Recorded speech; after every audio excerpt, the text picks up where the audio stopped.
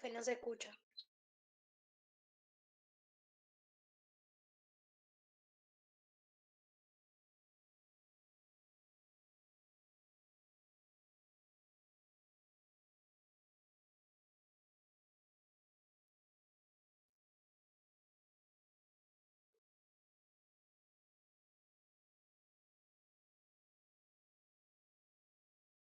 Profe, no se escucha.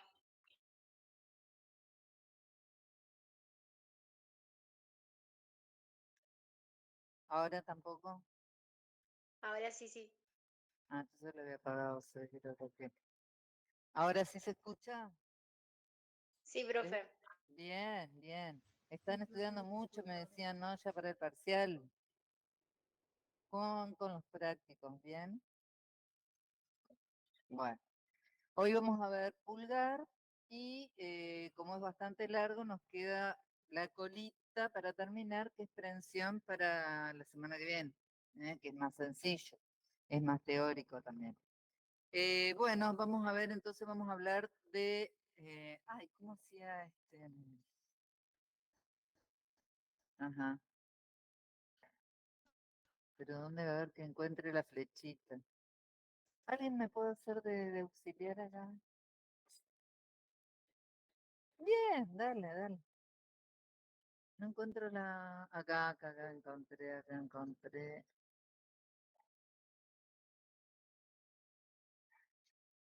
Bueno, ahí donde te dejé, ¿viste? Ahí está. Mírenla a ella que es mucho más bonita. Bueno, vamos a hablar del pulgar, que como todos sabemos es el dedo que ocupa una posición especial en la mano en relación a los otros dedos.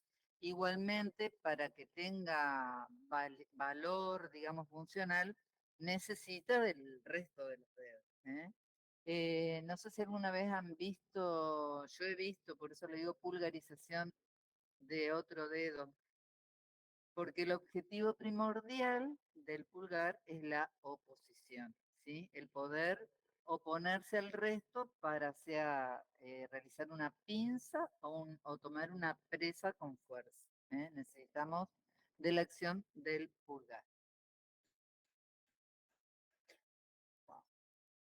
Bueno, esta columna es muy particular y está formado por diferentes piezas, huesos que ya estuvimos viendo, como el escafoides, el trapecio, el primer metacarpiano, primera y segunda falange. Tiene una falange menos que en el resto de los huesos. Está una vista lateral. Fíjense la ubicación que tiene la columna del pulgar con respecto a la que forma el resto de la mano.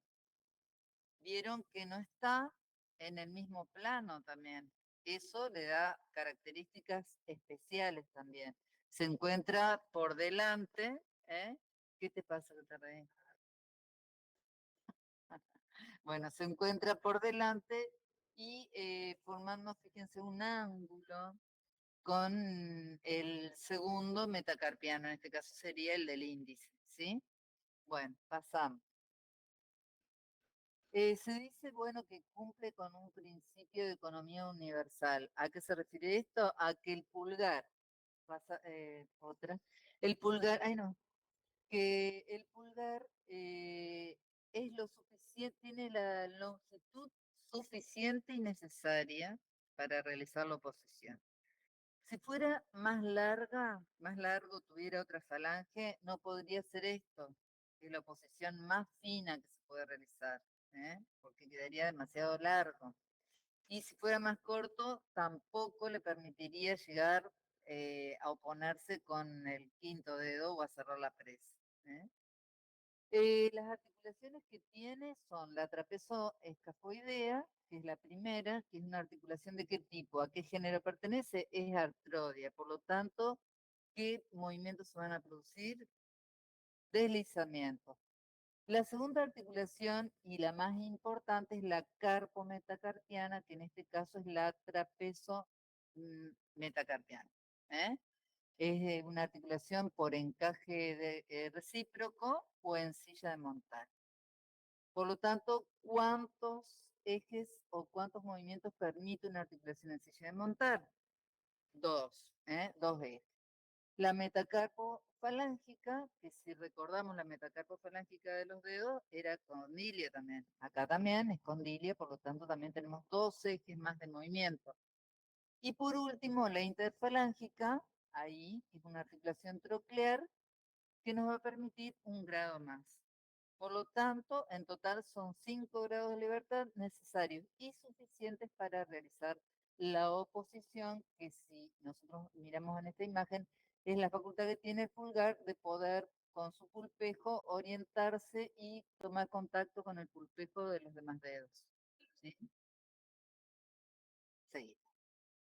Bueno, era lo que hablamos recién, que es la facultad privilegiada o primordial que tiene el pulgar. Pasamos. Comenzamos ahora con la descripción de las articulaciones que están más involucradas en la movilidad de la columna del pulgar. La primera articulación que encontramos es la trapecio metacarpiana, articulación en silla de montar, que es muy importante porque es la que va a permitir la orientación de la columna de todo el pulgar para la oposición. Ahí tenemos cómo son las superficies, cómo se contraponen. Una, fíjense, el caballo, pero en este caso, Capangi y otros autores en realidad lo comparan con una silla escoliótica. O fíjense como acá vemos un desfiladero, o sea, una ruta entre dos laderas de una montaña, que formarían como un ángulo o una curva, ¿eh? Que muchos autores le dan a esta forma tan particular que tienen las superficies de la trapecio metacarpiana como la capacidad para la oposición.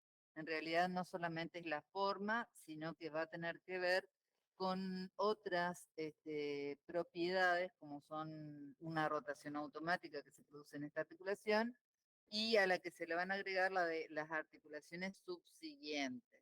¿Eh? Pero esto también tendría cierta relación en el movimiento, en el mecanismo. También se habló de que la gran movilidad se debía a la laxitud ligamentosa. Se sabe que sí, que la laxitud de la cápsula lo que va a permitir es desplazar la superficie del primer metacarpiano sobre el trapecio, pero que igualmente es una articulación que trabaja en compresión. ¿Eh? Digamos que trabajaría como un pivot y estaría tirado por diferentes sectores a través de la contracción de los músculos que intervienen, los músculos propios del pulgar. ¿Eh? Y también por la diferente tensión que puedan tener los ligamentos que pertenecen también a esta articulación y que son particulares de la misma. ¿Se entiende? ¿Estamos hasta ahí?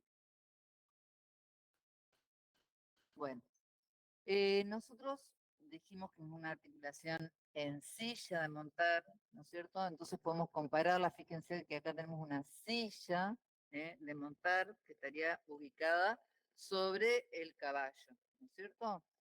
Fíjense, acá tenemos la articulación en el trapecio, esta sería la articulación en el trapecio, y acá la superficie en el primer metacarpiano. ¿Mm?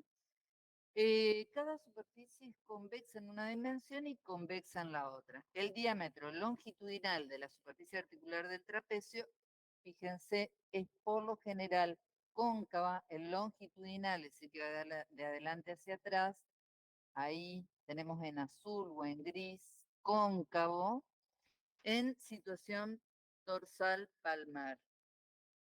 ¿Eh? Y en el metacarpiano va a suceder a la inversa, va a ser convexo en situación dorsal palmar para contraponerse a esa concavidad. Y si nosotros tomamos el otro eje, el eje transverso, vamos a ver que en la silla del trapecio va a ser convexa, se va a contraponer a una superficie cóncava del primer metacarpiano. ¿Se entiende cómo trabaja una articulación en silla de montar? Si quieren lo podemos comparar con el caballo, que estaría por debajo de esta superficie, o con el jinete, que está por arriba, que va a tener una superficie en este sentido convexa y en el otro sentido cóncava. Va a ser inversamente conformada. ¿Se entiende eso? Bueno, eso lo van a tener, pero creo que ahí queda bastante claro. No sé a ustedes qué les parece. ¿Tienen dudas? ¿No? Pasamos. Como dijimos que es una articulación de dos ejes, vamos a tener también ejes de movimiento y vamos a tener que los movimientos del pulgar tienen la particularidad de que el origen de los mismos no se da a partir de una posición anatómica, digamos, clásica o común, sino que como vimos en la primera imagen, se encuentra ubicado en una situación diferente, no está plano ni paralelo el primer metacarpiano al segundo metacarpiano. Fíjense que hay una diferencia. ¿Qué pasa con el primer metacarpiano? Va a estar ubicado por delante de la palma y en una situación más oblicua. Por lo tanto, los movimientos también van a ser diferentes. Hablamos de que tenemos un movimiento de anteposición y de retroposición en torno a un eje que es perpendicular, que es un eje que denominamos principal, que podemos decir que se aproxima a un eje medial lateral. ¿eh? Por otro lado, tenemos un movimiento de flexión y de extensión, y vamos a ver que tenemos un eje que es perpendicular al movimiento y que estaría ubicado oblicuo, pero más sagitalmente. ¿eh? Ahora vamos a ver cuáles son los movimientos, pero fíjense que el movimiento es perpendicular al eje, ¿sí? Me miran con una cara. ¿Se entiende lo que esto hasta ahí se entiende? Bueno, ahí estamos. Ya ella me había pasado, pero yo no me había dado cuenta. Fíjense que los ejes van a ser oblicuos. Acá tenemos los ejes otra vez. Estos rojitos son los ejes de flexo-extensión, porque tenemos flexo-extensión también en la metacarpofalángica y la interfalángica y van a ser paralelos. ¿eh? Y este es el eje de anteposición-retroposición.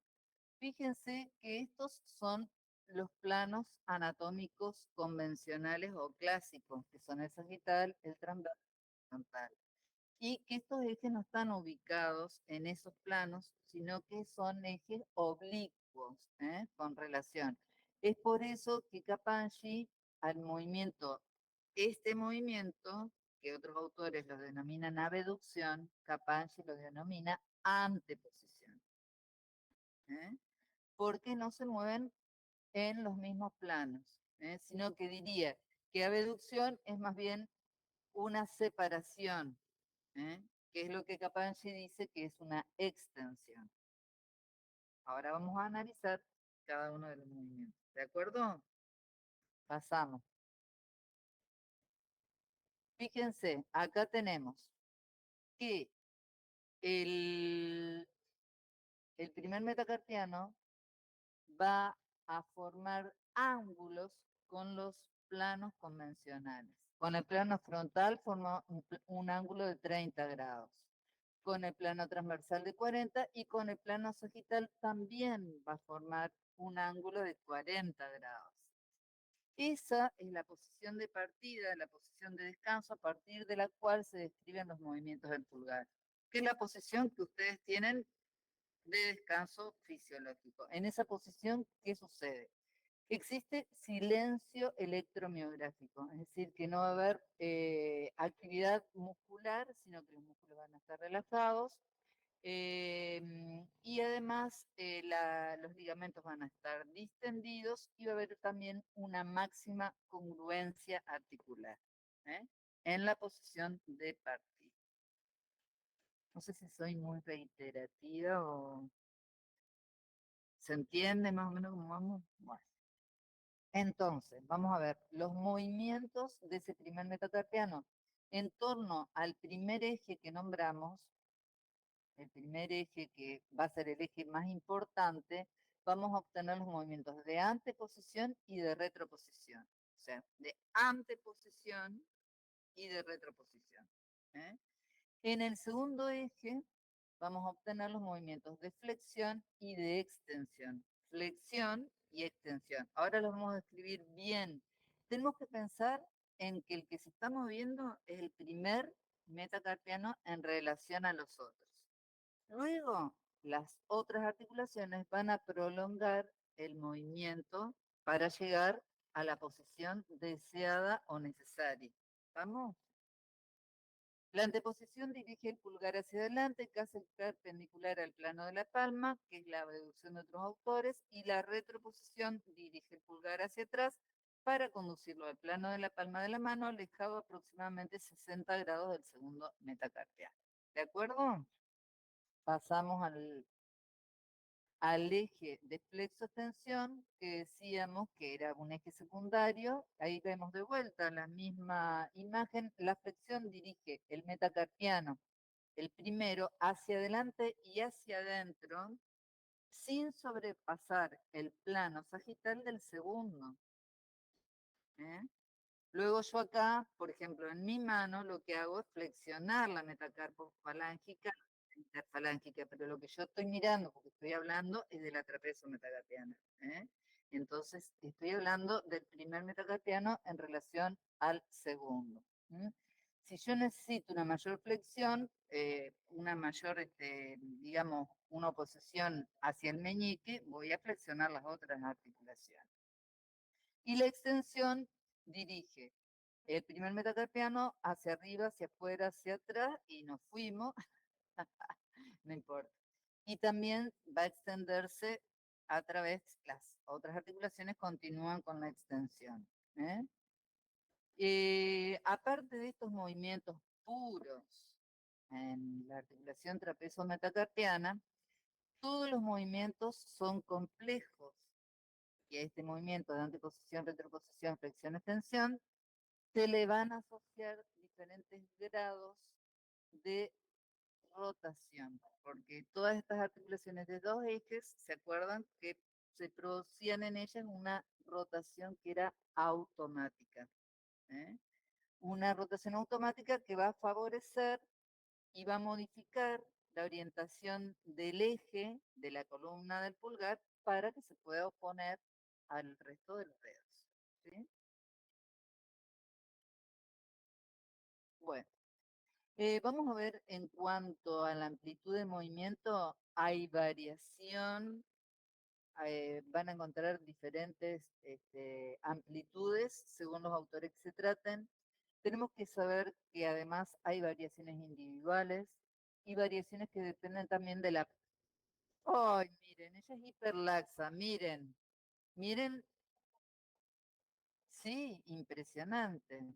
Bueno, ella tiene una hiperlaxitud. Y también depende de las profesiones. Hay algunos que no pueden extender nada, hay otros que extendemos más, hay otros que flexionan más, como ella, que tiene un montón de extensión. Por eso le digo que las variaciones, ahí tenemos el caso típico, va a variar mucho. Pero en general vamos a decir que la anteposición es de 25 a 35 grados y abre el ángulo entre el primero y el segundo metacarpiano. La retroposición conduce el primer metacarpiano casi paralelo al segundo y es de 15 a 25 grados. La flexión, que coloca casi paralelo a los dos metacarpianos, es de 20 a 25 y la extensión de 35 a 40. Es decir, que en general la amplitud de esos movimientos que luego se va a prolongar con el de las flexiones es un recorrido de 40 a 60 grados entre anteposición y retroposición aproximadamente y de 50 a 70 entre flexión y extensión máxima. ¿Eh? ¿Estamos? Bueno, acá tenemos un poquito de la artrocinemática, recordamos los ejes de movimiento y fíjense que durante la anteposición lo que se mueve es la superficie articular convexa de la cabeza del metacarpiano, ¿eh? Fíjense, sobre el trapecio. Entonces va a ver un movimiento de una superficie convexa sobre una cóncava. Por lo tanto, ¿qué va a pasar acá? Va a haber una rodadura en un sentido y un deslizamiento en otro. ¿De acuerdo? Y acá vamos a tener movimiento de anteposición y el movimiento de retroposición va a ser lo contrario. ¿Estamos? Durante la anteposición, la superficie articular convexa de la cabeza del metacarpiano rueda palmarmente y se desliza dorsalmente sobre la superficie cóncava del trapecio. Y la artrocinemática de la retroposición sería inverso. Fíjense lo que pasa con el jinete sobre el caballo. Fíjense que acá tenemos un movimiento en un sentido, un rolado y una rodadura hacia adelante y un deslizamiento hacia atrás, como para que se comprenda. Y fíjense qué va a pasar durante la flexión-extensión. Acá va a pasar que la superficie articular cóncava del carpiano, ahí fíjense, va a deslizar y rodar, si es cóncava, en el mismo sentido, en la flexión y en la extensión. ¿Se entiende? Porque teníamos una superficie sencilla de montar, donde por un lado tenemos una superficie convexa sobre una cóncava y en el otro una cóncava sobre una convexa, en un sentido y en otro. Por eso que tenemos esta diferencia. ¿eh? Fíjense qué es lo que pasa con el jinete acá. Rueda y se desliza hacia el costado. La parte cóncava se desliza y rueda hacia el lado. ¿Estamos? ¿Se entiende? Ahí tienen la analogía que les va a servir para comprender mejor este movimiento. Bueno, y como dijimos, es una articulación de dos ejes y se lo compara a un cardan. Entonces tenemos movimiento en un sentido, movimientos laterales y movimientos hacia arriba y hacia abajo, que es lo que vimos, con movimientos de anteposición, retroposición y de flexión y extensión. Dos ejes perpendiculares y concurrentes permiten movimientos en dos planos perpendiculares, como los vemos aquí. Es la parte, a ver, alguien que sepa de mecánica del auto, es como para que se muevan en dos sentidos. ¿Alguien sabe explicar la mecánica del cardan? Yo he mirado videos, pero bueno, es porque lo que pasa es que se mueve en dos sentidos y a la vez va rodando, va permitiendo el giro, y lo que hace acá también va permitiendo hacer este movimiento que es lo que hace la articulación, ¿eh? Y a su vez también un movimiento de rotación. ¿Mm? Seguimos, lo seguiremos analizando, ampliaremos. Bueno, poneme otro poquito. Otro. Bueno, fíjense que entonces existen esos dos movimientos en los dos sentidos y además existe una rotación que es automática o conjunta que se le va a ir sumando en cada articulación para llegar a la posición deseada, o sea que el pulpejo del pulgar pueda tomar contacto con el resto. ¿eh? Va a ser automática porque va a tomar diferentes medidas y se va a agregar a la rotación del resto de las articulaciones. ¿m? Y acá vamos a tener que ver, igual que lo que veíamos, ¿se acuerdan cuando vimos manos? Que veíamos que había una simetría en la cabeza de los metacarpianos, que había una diferencia en la longitud de los ligamentos. Acá por el mismo fenómeno también se va a producir una rotación a nivel de las articulaciones subsiguientes, pero comienza acá. ¿eh? Eh, Podemos ver que la rotación es más bien cónica, es decir, es una rotación sobre un eje oblicuo. Entonces, es una rotación cónica. Si yo lo hago por ejemplo, un movimiento en 90 grados, tengo una rotación longitudinal, ¿cierto? Pero, ¿qué va a pasar? ¿Alguna articulación de esta flexión a 90 grados? ¿La metacarpofalángica tiene 90 grados de flexión? No tiene, no puede hacer ese movimiento rotacional como en una articulación, por ejemplo, en el hombro, ¿no? Entonces, ¿qué va a pasar? Se va a producir una rotación cónica, porque las superficies al ser oblicuas, el eje también va a ser oblicuo y la rotación va a ser cónica y se va a ir completando con la rotación que le van a agregar en las otras articulaciones. ¿Estamos? No va a llegar tampoco ella sola a hacer todo, sino que se van agregando rotaciones a medida que se van flexionando las otras articulaciones. ¿Se acuerdan cuando veíamos los dedos que al flexionarse aumentaba la rotación? Se producía una rotación automática y que se iba produciendo a medida que el movimiento evolucionaba, porque el eje era evolutivo. ¿Mm? Bueno, entonces gracias a la rotación, a la acción coordinada de las tres articulaciones, es que se produce la rotación de toda la columna del pulgar, pero es la trapezometacarpiana la que inicia el movimiento. Bueno, vamos a ver un poquito de los ligamentos que tiene esta articulación particular y que en conjunto todos ellos oponen resistencia a la tendencia que tiene a luxarse, ¿eh? El metacarpiano de el trapecio. Entonces van corrigiendo y van tensándose y van facilitando o van limitando determinados movimientos. Los ligamentos que vamos a encontrar a nivel de esta articulación son en una vista anterior tenemos el ligamento recto anterior externo que une el trapecio con el primer metacarpiano por delante, el intermetacarpiano que une los dos huesos en la primer comisura, y en la vista anterior tenemos uno que se llama oblicuo anterointerno que va desde el trapecio y va a introducirse a la primer comisura, en el primer espacio ahí entre ambos huesos. Y en una vista posterior tenemos el oblicuo postero-interno. El oblicuo antero-interno, ¿cuándo les parece que se va a tensar? O va a limitar la apertura ¿eh? entre el primero y el segundo metacarpiano. Y el recto va a limitar el cierre, porque es más externo, entonces al cerrar limita.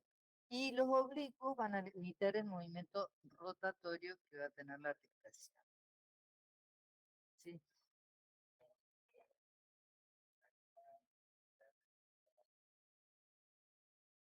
Sí. Eh, y también hay un automatismo por la diferencia que tiene, porque también es asimétrica la cabeza y hay una diferencia en la longitud. O sea, hay algo de automático y se le agrega lo activo de la parte de los músculos, porque ahí intervienen los músculos también. En el caso del pulgar, en general son en la pronación para la oposición. Si yo quiero abrir, lo hago en el sentido de la supinación. ¿eh? Así como va el de la pronación, también a la vuelta tenemos el de la supinación. Las dos tipos de movimientos. Bueno, acá tenemos en el movimiento de anteposición y el de retroposición, y vamos a ver que en la anteposición los que se van a tensar son los ligamentos oblicuos en la anteposición, los que se enrollan en la articulación. Y se va a distender el recto antero-externo, está por delante. En cambio, en la retroposición, que va para atrás, el primer metacarpiano, el que se va a tensar es el recto antero-externo, y se va a distinguir, se va a distender el oblicuo antero-interno. Fíjense que acá tienen un cuadrito, que me lo hice el cuadrito, me lo hice.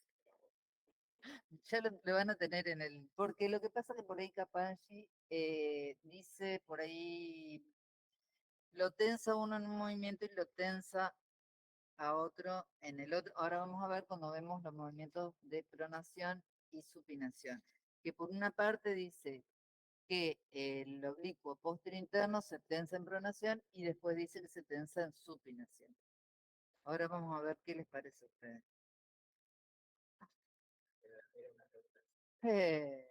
Imagínense que vienen arrollados de acá, ¿no? El póstero interno viene de la parte posterior del trapecio hacia la comisura ahí. Entonces, ¿qué va a pasar? Se va a tensar cuando yo haga la pronación o la supinación. Si viene metido ahí de atrás hacia adentro. ¿Qué pasó?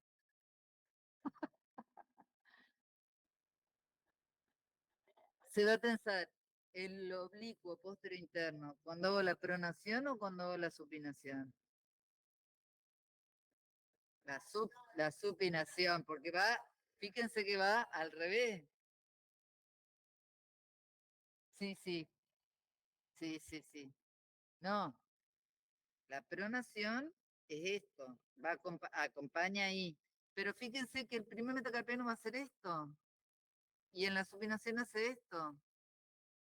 Fíjense que es lo que pasa es que tiene que pensar, no en tiene que empezar en el primer metacarpiano y que los ligamentos están metidos acá adentro. Están metidos entre los metacarpianos. Carpos metacarpianos, no son estos ligamentos que vemos acá, que son los de la metacarpo falángica, sino que están más abajo. Por lo tanto, el oblicuo posterior interno se va a tensar en la supinación, ¿eh? Y el oblicuo anterior externo se va a tensar en la pronación, porque están enrollados al revés. ¿Estamos? Bueno, en la flexión, ajá. Sí, sería el espacio, digamos, entre el primero y el segundo metacarpianos, ¿m? Que están más separados del primero y del segundo que del resto, porque en el resto estaba el ligamento intermetacarpiano. Fíjense que en la flexión, ¿qué va a pasar? Igual que en cualquier flexión. Si yo flexiono, ¿quiénes se van a tensar? Los posteriores. Y si yo extiendo, ¿quién se van a tensar? Los anteriores. ¿eh? Eso es más simple. ¿Estamos? En extensión, ¿quiénes se van a tensar? Los anteriores, porque voy para atrás. Y en flexión se van a tensar los posteriores. Eso es lógico. ¿m? Bueno, eso es lo que hablamos del movimiento rotatorio. Y acuérdense que en la oposición que asocia, no saben todavía, o algunos sí, ya saben que la oposición asocia anteposición y flexión. Todos los ligamentos están tensos excepto el recto anteroexterno que sigue la dirección del movimiento. Y debemos que saber que la oposición es una posición de bloqueo. Están tensos la mayor parte de los ligamentos. Y en la contraposición se tensa el oblicuo anterointerno. Bueno, eso no era tan complicado igual la articulación trapecio-metacarpiana, ¿o sí? Por allá miran, por ahí medio con cara. Es un poco, sí, no es tan, pero bueno, tratemos de llevarla. Vamos a ver la articulación metacarpofalángica, que es una articulación condilia u ovoidea. ¿Se acuerdan que vimos lo mismo que pasaba en el resto de los dedos? Que también había una diferencia, fíjense, una asimetría en la cabeza metacarpiana. Y pasaba también lo mismo acá en esta articulación que en la que vimos en el resto de los dedos. La base falángica está menos extendida y por lo tanto vamos a ver también un fibrocartílago que prolonga la base falángica hacia adelante y vamos a tener otras estructuras que no tenían las articulaciones del resto de los dedos, que son la presencia de huesos sesamoideos. ¿eh? Huesos sesamoideos, esta es una vista interna, externa. Fíjense cómo está más desarrollada la parte interna de la cabeza metacarpiana. Y acá tenemos ligamentos que unen lateralmente a la articulación y también unen hacia la placa palmar o el sistema de placa palmar o de ese fibrocartílago hacia adelante. Los ligamentos también están más descentrados, fíjense, se insertan un poquito por detrás también. Y acá, ¿qué tenemos en esta imagen? Estos elementos rojos son músculos propios, intrínsecos del pulgar, que capaz si le da los nombres de sesamoideos internos y externos. ¿Cuáles serían esos? Los sesamoideos externos, ¿cuáles serían? Sí, se insertan en la eminencia tenar, pero terminan en la falange, en el tubérculo lateral y en el sesamoideo. Los internos, ¿cuáles serían? De los músculos que ustedes conocen del pulgar. El aductor y cuando está el interóseo palmar. ¿Eh? Y los externos, ¿cuáles serían? El abductor corto y el extensor. Extensor corto. No, no es intrínseco el extensor corto, el flexor corto. Después tenemos el flexor largo, que es extrínseco, igual que los extensores, corto, largo y abductor largo. ¿Se acuerdan que lo vimos formando parte de la tabaquera anatómica? Tan seguro, ¿no? Ah. Bueno, y acá hay otro músculo también que forma parte de esta articulación, que es el oponente del pulgar. Pero ¿qué pasa con el oponente? ¿Por qué no está acá? Porque el oponente llega hasta el primer metacarpiano, no hasta la primera falange. Entonces no podemos ponerlo ni como sesamoideo interno ni externo, porque no llega hasta ahí. Bueno, pasamos. Esto es bien anatómico, así que van a repasarlo. Fíjense que también tenemos fondos de saco, igual que en el resto de las articulaciones. ¿Eh? Y tenemos, bueno, la diferenciación en cuanto a la tensión de los ligamentos. El ligamento lateral interno es más corto, se tensa antes, entonces el movimiento continúa en la parte externa. Eh, Cuando está en semiflexión esa articulación, es donde los movimientos eh, ya sea en el sentido de la pronación o de la supinación, se pueden permitir según lo que uno quiera. O sea, esos músculos van a tensar, van a actuar, se van a contraer y van a producir movimientos, ya sea en el sentido de la supinación o de la pronación. Los músculos más importantes o los que se tensan en el sentido de la pronación, los principales son los sesamoideos externos, que son los que intervienen principalmente en la oposición. ¿Eh? Pero si yo quiero volver de la oposición para la contraposición, necesito una supinación. Y necesito que se contraigan también los sesamoideos internos. ¿De acuerdo? Pero es así como actúan de manera activa los músculos a nivel de esta articulación. Y vemos también que la simetría de la cabeza hace que el movimiento se frene en la parte interna, que es más corto, y que se siga el movimiento desde la parte externa. Que me acuerdo ahora de un ejemplo que vi, el de la silla de ruedas. Si yo freno del lado interno, la rueda del lado externo continúa el movimiento. Y es lo que pasaría en este caso, para hacer una analogía. Bueno, eh, la articulación entonces, las posibilidades de rotación y de inclinación dependen también del grado de flexión. ¿Eh? Si yo, acá vemos los ligamentos laterales, los fondos de saco, y acá el sistema de placa palmar, y los ligamentos metacarpo glenoides, que van hacia los sesamoides, unen los sesamoides y la placa palmar. ¿Qué va a pasar en posición de alineación? Acá vemos posición de alineación, los ligamentos lateral van a estar distendidos, ¿eh?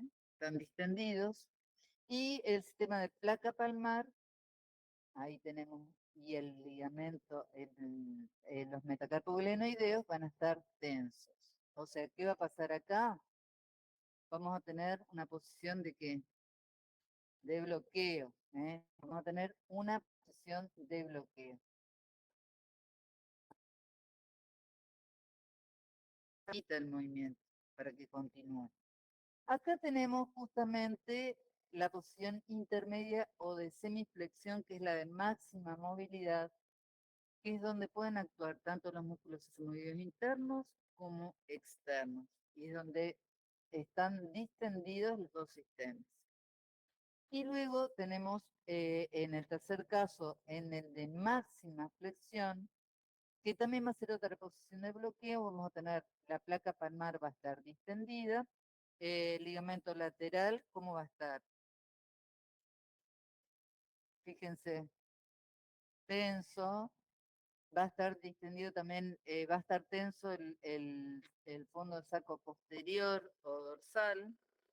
Y también vamos a tener que ahí hay un mayor desplazamiento de la base falángica en inclinación radial y pronación, porque va a desplazarse más la parte externa, como veíamos en silla de rueda, de la falange sobre el metacarpiano, en máxima flexión. Digamos que en la posición más cerrada son los grupos laterales externos, los músculos de los sesamoideos externos, lo que interviene. Pero también es una posición de bloqueo, como la oposición que dijimos que también es una posición cerrada. Bueno, entonces, esta articulación metacarpofalángica puede producir tres tipos, digamos, de movimientos o combinaciones básicas. En realidad hay una variación infinita porque los ejes son evolutivos. Pero fíjense que podemos obtener un movimiento de flexión pura en torno a este eje transversal, el azul en este caso, un segundo movimiento que es de la de inclinación cubital con supinación, que es el de la flecha verde, con un eje que es oblicuo y que se contrapone al movimiento, y un tercer movimiento que es la flexión, inclinación radial y pronación, que es el movimiento que nos va a dirigir a la articulación hacia la oposición o acompañar el movimiento de la trapecio metacarpiana para lograr la mayor oposición. ¿eh? La máxima flexión siempre conduce a inclinación radial pronación debido a la forma simétrica de la cabeza y la tensión desigual de los ligamentos. Y por supuesto, acá tenemos una rotación automática pero activa porque intervienen los músculos, la contracción muscular.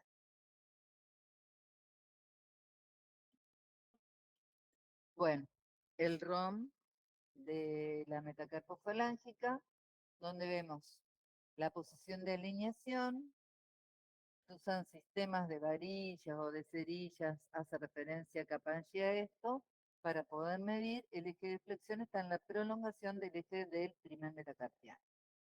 Fíjense, la flexión activa es de 60-70 y pasiva de 80-90. A ver la tuya. No, flexión es. Flexión no es tanto, pero igual uno llega a flexión bastante, ¿no? Y la extensión es inexistente de la articulación metacarpofalange. Y bueno, y el sistema de referencia son elementos que están ubicados de manera paralela, enmarcando la articulación. ¿Mm?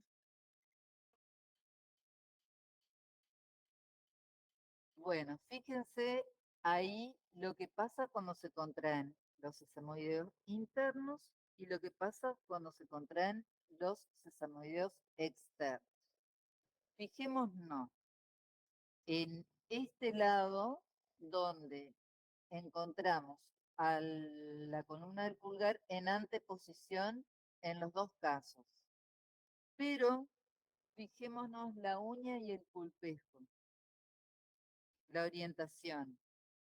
Acá, fíjense cómo está ubicado y acá cómo está ubicado.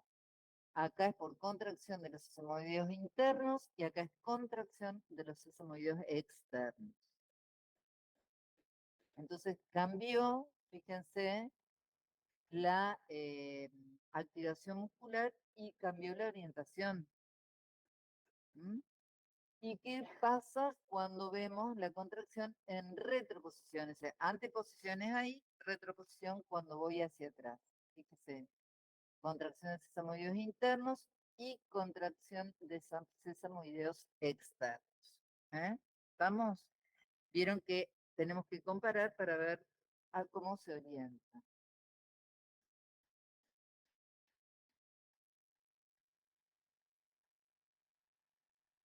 Bueno, ahí está.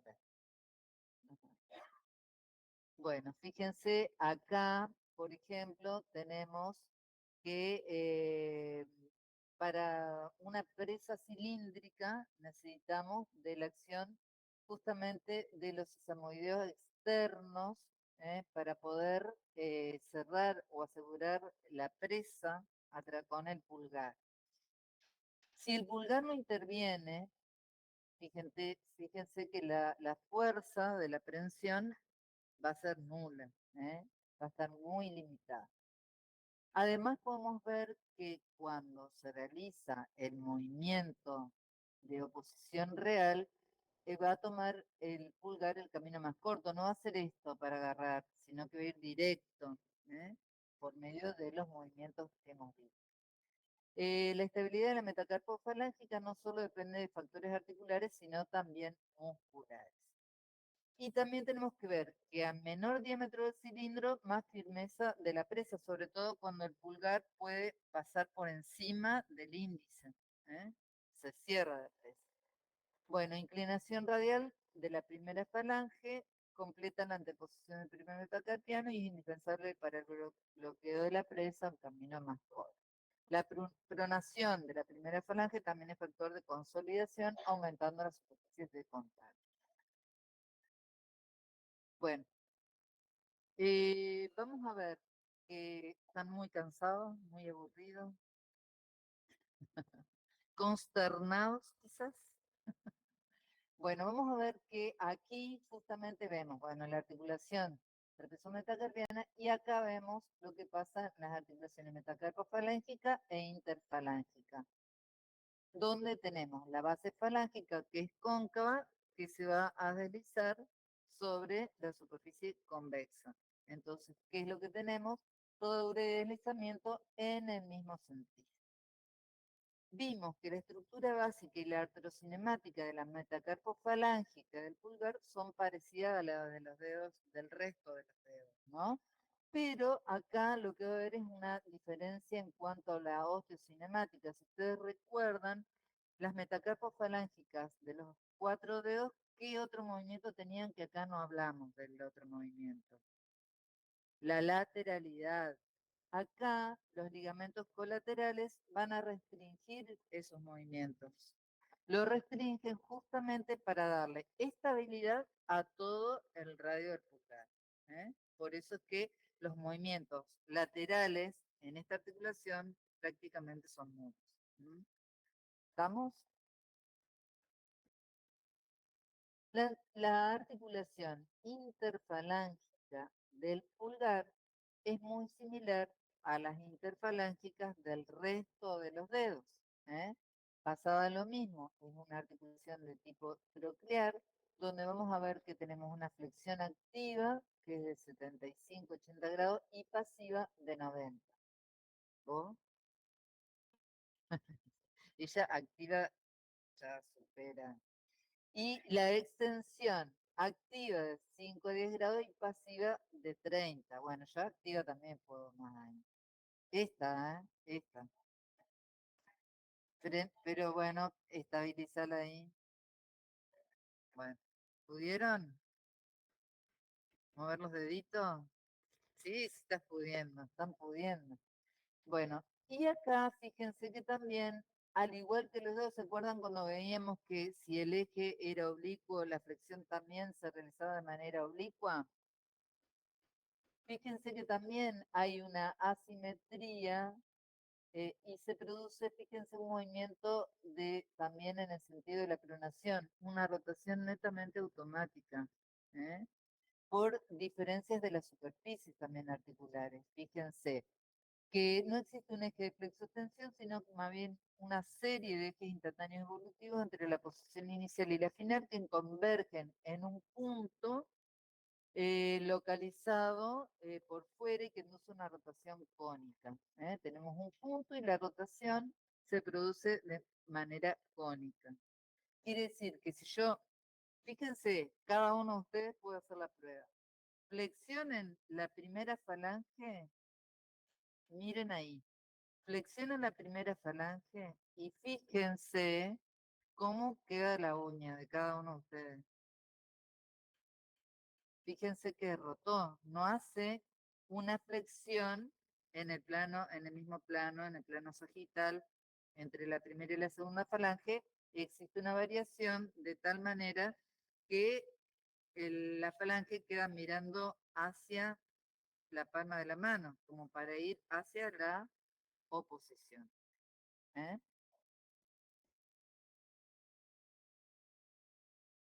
Bueno, y vemos los músculos que tenemos en el pulgar, que son muchos, los cuales ustedes van a hacer un repaso anatómico de los mismos en cuanto a la inserción.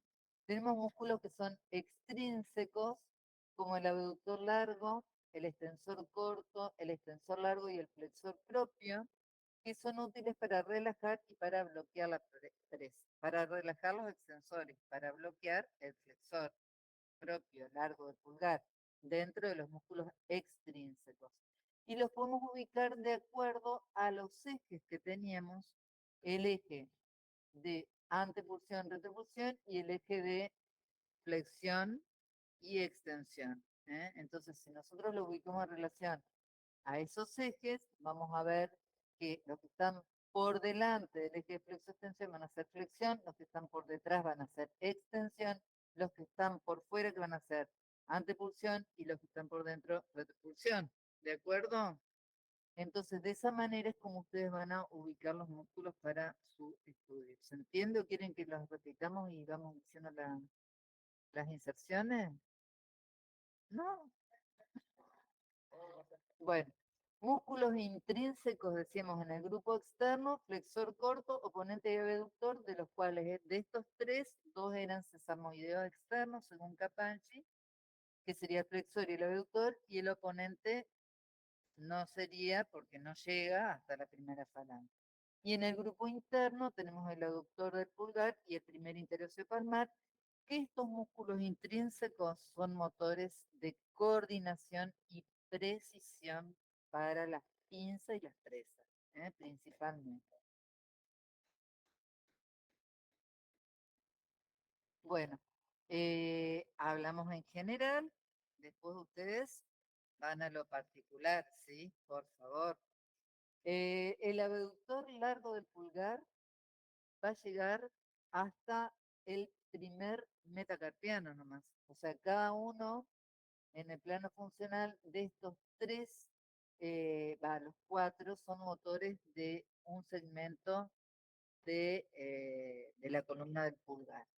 El abductor largo va a llegar hasta el metacarpiano nada más, el extensor corto primera falange, extensor largo la segunda, y el flexor propio, pero del lado palmar, llega hasta la segunda falange.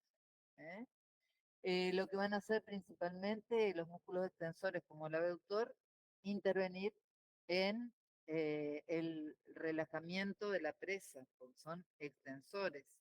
Y el abductor largo es un músculo que interviene principalmente en la oposición, porque es un músculo que lleva hacia adelante. ¿Se acuerdan de los límites de la tabaquera anatómica?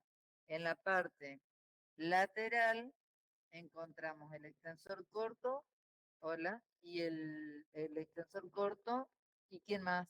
Y el abductor largo, más hacia palmar. Y en la parte más dorsal, el extensor largo, que está considerado el principal retropositor, el extensor largo. ¿Mm? Bueno, para que todas estas acciones se lleven a cabo, va a haber un antagonismo sinergia con los músculos de la muñeca que van a tener que estabilizarla para que puedan actuar los músculos. Porque al ser extrínseco, ¿qué va a pasar? Si yo extiendo el pulgar y no está fijando el movimiento, el flexor, los flexores de la muñeca, lo que van a hacer es continuar extendiendo la muñeca también. ¿Mm? Y viceversa, ¿no? Con el flexor pasa lo mismo, que tiene que estar el extensor contraído. Pasar otro poquito. Bueno, imágenes de los músculos para que después hagan el repaso de las inserciones. Y vamos a ver cuál es la contracción global de los músculos del grupo interno. ¿Eh? No, de los grupos de los músculos externos. ¿Eh?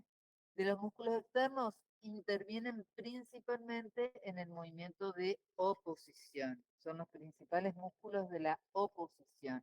Ayudados con el abductor largo, que lo que hace es llevar, despegar el pulgar, y los otros músculos lo que van a hacer es ayudar a la pronación y a la flexión para oponer el pulgar al resto de los dedos. ¿Eh? Y la contracción global de los músculos del grupo tenar interno va a dirigir el pulpejo del pulgar en contacto con la cara externa de la primera falange del dedo índice, llevándolos a la supinación. Decíamos que si tenemos pronación necesitamos supinación. Estos músculos están inervados por el cubital, que sería el primer interocio palmar, y el aductor, y lo que hacen, que es muy importante, es cerrar la primer comisura. ¿Eh? Cuando uno quiere tomar un objeto y no quiere que se escape, tiene que cerrar la primer comisura. Es la acción del interocio palmar y del aductor. Y ahí tenemos una imagen donde vemos el abductor corto del pulgar, ahí del flexor corto, que tiene dos haces que le permiten al flexor largo llegar hasta la última falange, hasta la segunda falange, y el oponente del pulgar. Y acá vemos el aductor corto, muy importante, que tiene dos porciones, una transversa y una oblicua. ¿Eh? Y que si vemos que al contraer esas fibras, por supuesto que van a cerrar ese primer espacio. Acuérdense que acá teníamos un ligamento importante donde muchos de los músculos toman inserción, ligamento anular anterior del carpo. Bueno, la oposición del pulgar, como dijimos, es la facultad que tiene de desplazar la yema de su dedo para contactar con la yema del resto de los dedos y realizar lo que se llama pinza pulgar digital. Ese movimiento representa lo esencial del valor de la mano y está compuesto por tres elementos. La oposición no es un solo movimiento, sino es la combinación de varios movimientos. Es la combinación de antepulsión del primer metacarpiano y de forma accesoria de la primera falange, antepulsión, flexión, que es más acusada cuando la oposición se efectúa, se hace con el dedo más interno, pulgar meñique, y rotación longitudinal del primer metacarpiano y primera falange en el sentido de la pronación. Bueno, ¿cómo se efectúa la oposición del pulgar en general? Eh, la rotación dentro de los componentes que forman parte de ese movimiento de oposición tiene aproximadamente, desde que inicia hasta que finaliza, fíjense la posición de la uña del pulgar cuando comienza el movimiento y cómo está cuando termina, es de aproximadamente entre 90 y 120 grados. ¿Eh? Y va a asociar de diferentes maneras rotaciones que se van produciendo en las diferentes articulaciones que ya vimos, es lo que ya vimos. Esto es como un resumen. Una rotación axial automática que se producía en la trapecio metacarpiana, que vimos por su forma de cardan, y una rotación añadida, que es una rotación en la metacarpofalángica, que es una rotación axial automática, pero a su vez es activa, porque también intervienen los músculos, principalmente el flexor corto del pulgar y el abductor corto, ¿m? Y una rotación axial puramente automática, que es la que vimos recién en la interfalángica del pulgar, en la única interfalange. El juego mecánico de las articulaciones trapecio metacarpiana, metacarpofalángica, debido a la laxitud ligamentosa bajo la acción de los músculos tenares externos, constituye el factor adicional. Bueno, ahí vemos que de forma empírica la amplitud puede variar, ¿no es cierto?, entre el pulgar y el índice. Va a ir variando la amplitud de acuerdo al dedo que se quiera oponer. Pero entonces, ¿qué tenemos? Que la pronación entonces está dada por quién? Por la rotación que se produce en todas las articulaciones. Automática en la trapecio metacarpiana, se le agrega la metacarpofalángica, que también es automática, pero ya es activa porque intervienen los músculos sesamoideos externos en este caso, y también una rotación puramente mecánica y cónica a nivel de la interfalángica del pulgar. ¿Mm? Bueno, fíjense que la verdadera oposición necesita de la descripción de un cono llamado cono de oposición para poder despegar el pulgar de la palma de la mano para poder hacer un objeto u oponerse a otro dedo. Decía, esto es una oposición verdadera. En cambio, a esto se le llama trayecto mayor y a esto se le llama trayecto menor. Fíjense que el trayecto menor es cuando el pulgar repta en la palma, pero no tiene la misma eficacia, ni siquiera puede llamarse oposición del pulgar, pero si uno ve, podría llegarse a la misma posición o a la misma ubicación, pero es totalmente ineficaz. ¿Eh? Pero este tipo de movimiento se da, aunque poco funcional, cuando hay un déficit del nervio mediano, que es el principal nervio para los músculos sesamoideos externos. ¿No? Eh, todos los tipos de oposición están incluidos en el sector o en el interior de un sector cónico del espacio cuyo vértice se localiza en la articulación trapezo-metacarpiana, que era lo que les mencioné recién. ¿Eh? Y bueno, existen muchos tipos de oposición. Ahí tenemos, fíjense, eh, anteposición, flexión y pronación. Son los tres componentes de la oposición. Que ahora pasamos a la siguiente. Eh, se los he puesto como definidos y separados para que no se les mezcle tanto y les quede así como más claro. La anteposición es el movimiento que desplaza el pulgar, el de arriba, por delante del plano de la palma, de modo que la eminencia tenar constituye un cono en el ángulo supraexterno de la mano y se efectúa principalmente en la trapecio metacarpiana y de manera accesoria en la metacarpofalángica, donde la inclinación radial acentúa la alineación de la columna del pulgar. En segundo lugar, fíjense, tenemos un movimiento de flexión, donde la primera es la trapecio metacarpiana, pero luego se continúa por la flexión de la metacarpofalángica y la interfalángica le va a dar el toque final en la flexión. Y la pronación, que es el componente que estuvimos viendo, que se da a lo largo de todas las articulaciones que componen la cadena, de los 5 grados de movimiento que requiere, y que produce que el pulpejo del pulgar pueda contactar con el pulpejo de los dedos. Bueno, ahí tenemos, fíjense, una posición donde, por ejemplo, cuando es con el índice, no va a requerir, por ejemplo, de la intervención de la interfalángica. ¿Eh?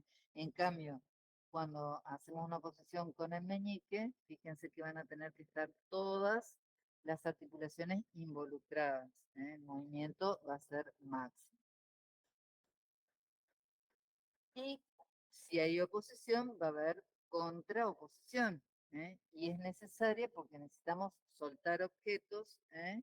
Para eso es necesario los tres componentes opuestos a la oposición: la extensión, la retroposición y la supinación de la columna vertebral. ¿Mm? Bueno, ¿cuáles son los músculos motores de la contraposición? El abductor largo también, porque a partir de ahí también va a permitir la apertura. va a llevarlo hacia adelante y hacia arriba, va a ser ese movimiento necesario para soltar, digamos. El extensor corto del pulgar y sobre todo el extensor largo, que es el único capaz de llevarlo a la retroposición, que era el más dorsal de los extensores, y llegaba a la segunda falange. Nervios motores, fíjense, el radial, en el caso de la contraposición, ¿por qué? Porque el radial va a tener que ver con todos estos músculos que encontramos acá. El cubital, en el caso del cierre de la presa, cerraba la primera comisura, y en especial el mediano, en el caso de la oposición, donde inervaba los músculos intrínsecos, sesamoides externos y oponentes. Pruebas de movimiento. ¿Qué vamos a tener? Para la integridad del nervio radial, fíjense, el nervio radial se encuentra por detrás, en la zona dorsal. Va a inervar a los músculos que realizan la extensión de la muñeca, de las metacarpos falángicas, y también la extensión y separación del pulgar, y mediante ese movimiento de extensión de todas esas articulaciones evaluamos la integridad del radial. Ahí. Para el nervio cubital, extensión de las dos últimas falanges de los dedos y separación, que en este caso estamos evaluando a quién, a qué músculos. ¿Qué músculos hacen este movimiento? Fíjense que acá hablamos de las últimas falanges de los dedos, porque estamos hablando de mano y de todos los dedos. ¿Quiénes hacen este movimiento? Interóseos esto, ¿eh? Lumbricales sí también, pero de los lumbricales había dos nada más que eran del cubital y los otros de quiénes eran, de este, del mediano. Y para evaluar la integridad del mediano, cierre de puño y oposición del pulgar. Fundamental. Bueno, hasta aquí hemos llegado. No sé si quieren que charlemos otro poco de pulgar o quieren que sigamos comprensión. Bueno, muy bien. Era muy largo para dar aprensión acá, entonces lo damos cortito en la próxima y de paso ya van estudiando para el práctico. Bueno, chicos, hasta la próxima.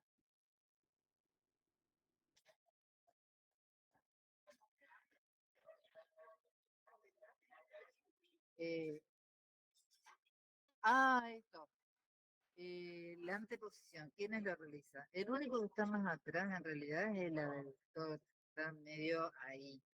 Pero los músculos están por delante me equivoqué.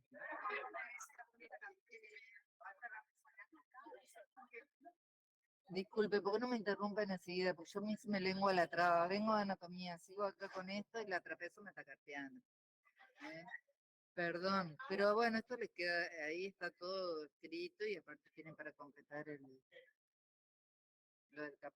¿Me están escuchando, chicos del MIT? Pero se te quedó prendido, ¿no?